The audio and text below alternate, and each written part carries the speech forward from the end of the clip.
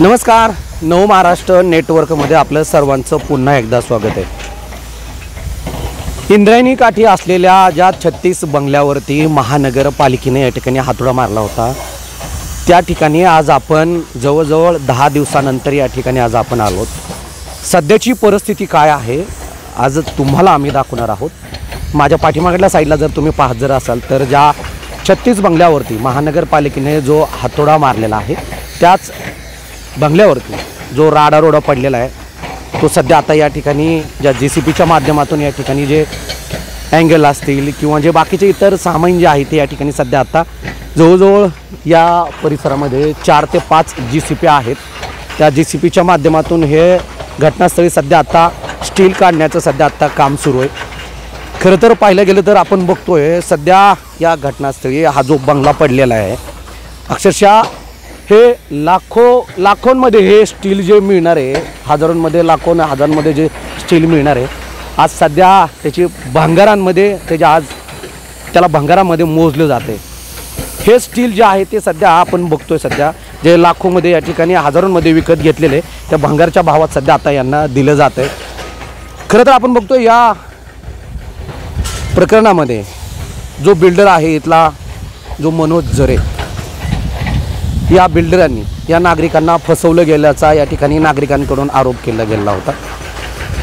दुसरेही नाव याच्यात ववलं जाते जे आहेत ते राहुल जाधव यांनी देखील या ठिकाणी आम्हाला फसवलंय असा महिलाचा जो आहे तो आपण सगळीकडे तो आक्रोश आपण पाहिलेला सध्या आपल्याला पाहायला मिळून येते। या साईडला जर आपण जर पाहिलं तर या जो राडा रोड पडला आहे, या पलीकडल्या साईडला जो आहे तो सध्या या ठिकाणी इंद्रायणी नदी आहे आणि ह्या इंद्रायणी नदी लागूनच या ठिकाणी ज्या पूर रेषेत हे जे बंगले होते ते हरित लवादाकडे याची तक्रार गेली आणि उच्च न्यायालयाने याला पाडण्याचे आदेश दिले आणि 36 बंगले जे आहेत ते या ठिकाणी सध्या उद्ध्वस्त झाले सध्या पाहायला मिळून येत आहेत। परंतु सध्या आपण बघतोय जेव्हा कारवाई झाली या 36 बंगल्यावरती, माजी महापौर राहुल जाधव यांनी या प्रकरणात पुढे येऊन बोलावं, जो मनोज जरे यांनी देखील पुढे येऊन बोलावं अशी प्रतिक्रिया अनेक माध्यमातून देखील आणि इथल्या नागरिकांकडून देखील केलेली सध्या आपल्याला पाहायला मिळून येत होते। परंतु जो मनोज जरे आहे जो बिल्डर, त्याने अद्यापही तो मीडियासमोर येऊन त्याने आपला या संदर्भात कुठलाही बाईट दिलं गेलेला नाही। परंतु जे राहुल जाधव आहेत त्यांनी या सर्व प्रकरणामध्ये आपण या नागरिकांच्या पाठीशी असल्याचं बोललं जात होतं। परंतु सध्या आपण बघतोय राहुल जाधव यांनी देखील मीडियाला, आम्ही देखील मीडियाने त्यांच्याशी आम्ही ज्यावेळेस संवाद साधला त्यावेळेस त्यांनी देखील आमच्याशी हीच प्रतिक्रिया बोलताना दिली गेली सध्या आपल्याला पाहायला मिळून येते की नागरिकांना 2 दिवसामध्ये चांगली बातमी मिळेल आणि नागरिकांचा सकारात्मक विचार करून त्यांचा मोबदला त्या ठिकाणी त्यांना दिला जाईल असं राहुल जाधव यांनी म्हटलं गेलेलं सध्या आपल्याला पाहायला मिळून येत होतं। परंतु कुठलीही चर्चा झाली नसल्याचं या ठिकाणी सध्या आपल्याला पाहायला मिळून येते। नागरिक जे आहेत ते सध्या आता मोठा निर्णय घेण्याच्या तयारीत आहेत, कारण एकंदरीत जो मनोज बिल्डर आहे, मनोज जरे जो बिल्डर आहे, राहुल जाधव आहेत, या ठिकाणी सध्या या नागरिकांशी कुठलीही सकारात्मक चर्चा अजून देखील झालेली नाही आहे। परंतु असंही या ठिकाणी बोललं जाते की या जो इंद्रायणी नदीकाठी जो सध्या आता पाटबंधारे विभागाचा जो नवीन सर्वे झालेला आहे, याच्यातून हे जो सर्वे जो आहे तो खाली सरकलेला सध्या आपल्याला पाहायला मिळून येते। त्यामुळे सध्या याच्यातली काही घरात जी जागा जी आहे त्या वाचत आहेत आणि याच जागेवरती जो आहे तो एक बिल्डर आहे, त्या बिल्डरचा डोळा असल्याचं सध्या आपल्याला पाहायला मिळून येते। त्यामुळे सध्या बिल्डरांकडून या नागरिकांच्या जागा ज्या आहेत ते तुम्ही आम्हाला द्या अशा प्रकारे देखील बोललं जाते। परंतु या सर्व प्रकरणामध्ये जे आहे ते मनोज जरे आणि राहुल जाधव यांनी देखील कुठलीही या नागरिकांशी सकारात्मक चर्चा केलेली सध्या आपल्याला पाहायला मिळून येत नाही आहे। परंतु या लाखो रुपये या घरांमध्ये लावलेले सध्या आता सगळे धुळीस मिळाले सध्या पाहायला मिळत आहेत। हे सगळे हे कामगार आपण बघतोय, हे कामगार सध्या या ठिकाणी जे घरं पाडण्यात आली आहेत त्याच्यावरती जे स्टील आहे त्या ठिकाणी गॅसच्या कटरच्या साहाय्याने या ठिकाणी कट करतायत। लाखोंमध्ये जे स्टील घेतलेलं आहे ते सध्या आता भंगार भावामध्ये सध्या आता जाताना आपल्याला पाहायला मिळून येते। माझ्याबरोबर इथले जे भंगार व्यवसाय करतायत ते इथं आहेत, आपण त्यांच्याकडून जाणून घेण्याचा प्रयत्न करतोय। कितना दिन से काम चालू है? ये 4-5 दिन से काम चालू है। वो लोग का नुकसान बहुत हुआ बेचारे लोग का। अभी इसको साफ सफाई करके हम लोग को देना है। अच्छा, हाँ, अब उसके लिए भी पैसा लिए हम लोग, साफ सफाई करने का भी। साफ सफाई करने का हाँ। भी। नागरिकों से पैसा लिया? हाँ, नागरिकों से वो पैसा बेचारे बोल रहे हैं कि ऐसा हमारा पड़े रहेगा तो हमारा जगह दिखेगा नहीं, इसके लिए हम लोग को जगह क्लियर करके देना है। अच्छा। नहीं, बाद में कॉर्पोरेशन वाला या महानगर पालिका वाला कोई भी आएगा तो हम लोग को फाइन मारेगा। तो इसके लिए वो लोग पैसा दे रहे हैं कि भाई 20,000, 30,000, 40,000, 50,000 ऐसा दे के भी साफ करवा रहे हैं जगह। लेकिन जो लाखों रुपए में जो स्टील लिया हुआ है वो अभी भंगार के भाव में जा रहा अभी है। भंगार के भाव में क्या जाएगा उनका, 20 रुपया 30 रुपया किलो रेट में जा रहा है। अब कोई 10 टन लगाया तो 10 टन का 4 लाख 5 लाख होता है, उसका जाएगा कितने लाख, 1.5 लाख में जाएगा माल, तो उसका उनका तो नुकसान ही है ना सब। नुकसान करोड़ों रुपया वो बेचारे खर्चा किए, 2-2 करोड़ 1.5 करोड़, उधर तो 4 करोड़ का बंगला था। वो लोग जो भी खर्चा किए उनको कुछ मिलने वाला थोड़ी है, अभी कोई देगा नहीं तो समझो सब नुकसान ही है उनका। नक्कीच आपण बघतोय काय परिस्थिती आहे सध्या या 36 बंगल्याभोवती जे आहेत ते सध्या आता जे सगळे भंगार व्यावसायिक सध्या आता जमा झालेले सध्या पाहायला मिळत आहेत। एकंदरीत सगळे हे स्टील जे आहे ते या ठिकाणी सध्या गॅसच्या कटरच्या साह्याने जे आहे ते या ठिकाणी तोडलं जाते, परंतु जे नागरिक जे आहेत ते नागरिक सध्या मीडियासमोर येत नाही आहेत, बोलत नाही आहेत। नागरिकांना सांगितलेलं या जे मनोज बिल्डर आहे आणि राहुल जाधव यांनी देखील या नागरिकांना तंबी दिलेली सध्या पाहायला मिळून येते। तुम्ही मीडियासमोर जायचं नाही आहे, मीडियासमोर जाऊन आमच्या बाबत कुठलीही प्रतिक्रिया द्यायची नाही आहे, अन्यथा तुमची ही जी बैठक जी आहे ती निष्फळ ठरू शकते। तुम्हाला जे काही मोबदला दिला जाणार आहे तो देखील दिला जाणार नसल्याचं या ठिकाणी नागरिकांना जे आहे ते तंबी दिलेली सध्या आपल्याला पाहायला मिळून येते।